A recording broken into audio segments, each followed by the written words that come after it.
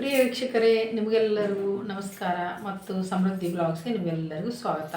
ಇವತ್ತಿನ ಮನೆಮದ್ದು ಏನೆಂದರೆ, ನೀವು ಮನೆಯಲ್ಲೇ ಕ್ಲೆಂಜರ್ ತಯಾರು ಮಾಡ್ಬೋದು ಮತ್ತು ಸ್ಕ್ರಬ್ ತಯಾರು ಮಾಡ್ಬೋದು. ಅದು ಫ್ರೀ ಕೆಮಿಕಲ್. ಯಾವುದೋ ನೀವು ಅಂಗಡಿಯಲ್ಲಿ ಸಾವಿರಾರು ರೂಪಾಯಿಗಟ್ಟಲೆ ಕೊಟ್ಟು ನೀವು ತರ್ತಾ ಇರ್ತಿರಲ್ಲ, ಅದು ಮಾಡೋದೇ ಬೇಕಾಗಿಲ್ಲ. ಅದರಿಂದ ಒಂದು ಸ್ವಲ್ಪ ಜನಕ್ಕೆ ಸ್ಕಿನ್ ಅಲರ್ಜಿ ಆಗುತ್ತೆ. ಯಾಕಂದರೆ ಒಬ್ಬೊಬ್ಬರು ಸ್ಕಿನ್ ಒಂದೊಂದು ಥರ ಇರುತ್ತೆ, ಒಬ್ಬೊಬ್ರಿಗೆ ಒಂದೊಂದು ಆಗಲ್ಲ. ಅದಕ್ಕೋಸ್ಕರ ಮನೆಯಲ್ಲೇ ಇದನ್ನು ತಯಾರು ಮಾಡೋದ್ರಿಂದ ಇದು ಎಲ್ಲ ಎಂಥವ್ರಿಗಾದ್ರೂ ಇದು ಸೈಡ್ ಎಫೆಕ್ಟ್ ಆಗಂಗಿಲ್ಲ. ಇದನ್ನು ಫಸ್ಟ್ ಕ್ಲೆಂಜರ್ ಮಾಡೋದು, ಆಮೇಲೆ ಸ್ಕ್ರಬ್ ಮಾಡೋದು, ಇವೆರಡನ್ನೂ ಹೇಳ್ತೀನಿ ನಾನು. ಸ್ಕ್ರಬ್ಬಿಗೆ ಬೇಕಾಗಿರೋ ಐಟಮ್ಸ್ ಆಗಿರ್ಬೋದು, ಆಮೇಲೆ ಕ್ಲೆಂಜರ್ಗೋಸ್ಕರ ಎರಡನ್ನೂ ನಾನು ತಿಳಿಸ್ಕೊಡ್ತೀನಿ. ಆದರೆ ಅದಕ್ಕಿಂತ ಮುಂಚೆ ಯಾರು ನನ್ನ ಚಾನಲನ್ನು ನೋಡ್ತಾ ಇದ್ದವ್ರಿಗೆ, ಹೊಸಬರಿಗೆ ದಯವಿಟ್ಟು ಸಬ್ಸ್ಕ್ರೈಬ್ ಮಾಡ್ಕೊಳ್ಳಿ ಮತ್ತು ಪಕ್ಕದಲ್ಲಿರೋ ಬೆಲ್ ಐಕಾನನ್ನು ಮನೆಯದೇ ಪ್ರೆಸ್ ಮಾಡಿ. ಇದೇ ಥರ ಉಪಯುಕ್ತ ಮಾಹಿತಿಯನ್ನು ನಾನು ಮುಂದಿನ ವಿಡಿಯೋದಲ್ಲಿ ತಿಳಿಸ್ತಾ ಬರ್ತಾ ಇರ್ತೀನಿ. ಈಗ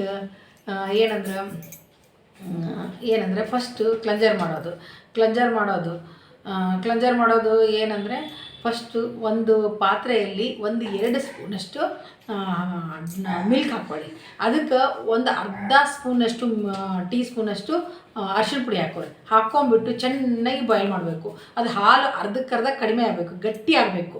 ಆ ಥರ ಗಟ್ಟಿ ಆಗೋವರೆಗೂ ಅದನ್ನು ಕುಸಿದಾದ್ಮೇಲೆ ತಣ್ಣಗಾದ್ಮೇಲೆ ಅದರಿಂದ ನೀವು ಮುಖಕ್ಕೆಲ್ಲ ಅಪ್ಲೈ ಮಾಡಿಕೊಂಡು ಮಸಾಜ್ ಮಾಡಿಕೊಂಡು ಆಮೇಲೆ ನೀವು ಮುಖ ತೊಳ್ಕೊಬೋದು. ನೀಟಾಗಿ ಕ್ಲೆಂಜಿಂಗ್ ಆಗ್ತದೆ, ಎಲ್ಲ ಕೊಳೆನೂ ಹೊರಟೋಗ್ತದೆ.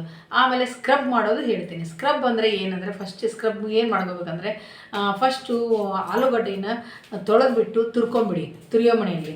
ಅದಕ್ಕೆ ಅದು ಆಲೂಗಡ್ಡೆ ಅದಕ್ಕೆ ಒಂದು ಸ್ವಲ್ಪ ಅಕ್ಕಿ ಹಿಟ್ಟು, ಒಂದು ಟೀ ಸ್ಪೂನಷ್ಟು ಅಕ್ಕಿ ಹಿಟ್ಟು ಮಿಕ್ಸ್ ಮಾಡ್ಕೊಳ್ಳಿ.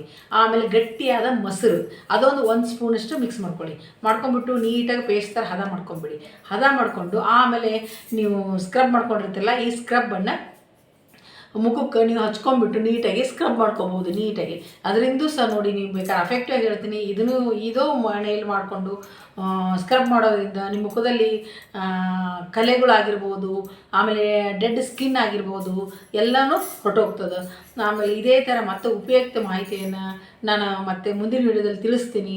ಆಮೇಲೆ ಈ ವಿಡಿಯೋದೊಂದಿಗೆ ಮುಕ್ತಾಯ ಮಾಡ್ತಾ ನಿಮಗೆಲ್ಲರಿಗೂ ನನ್ನ ಧನ್ಯವಾದಗಳು.